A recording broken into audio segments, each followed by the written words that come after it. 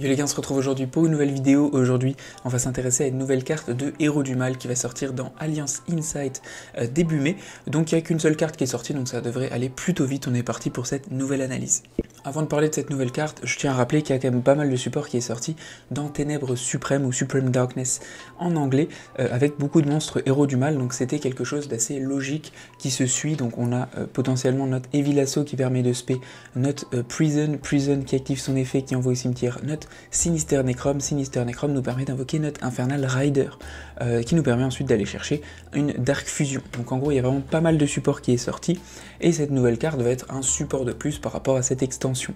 Au niveau de Evil Hero, Vicious Claws qui est bien niveau 7, et démon, donc son effet, on peut target un monstre héros sur le terrain, invoquer spécialement cette carte depuis notre main en position de défense. Si on le fait, le monstre gagne 300 d'attaque, on ne peut utiliser cet effet de Claws qu'une seule fois par tour. Si un monstre qu'on contrôle est détruit par battle ou effet de carte, on peut invoquer spécialement cette carte depuis notre cimetière.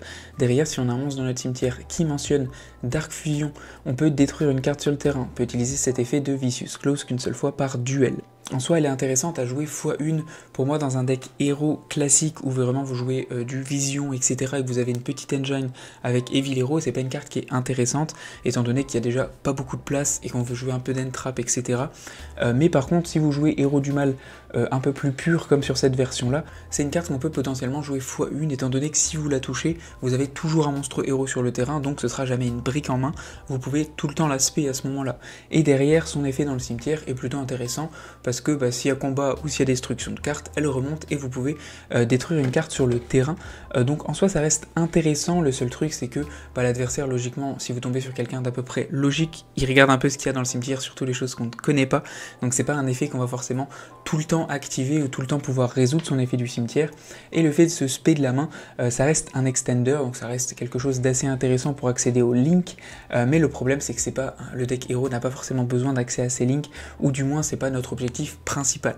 Voilà, c'est pas une carte que je trouve extrêmement intéressante, sauf au niveau de l'artwork, et que Konami fait encore des efforts à ajouter des Héros du Mal. Voilà tout pour cette vidéo et ma conclusion sur cette carte.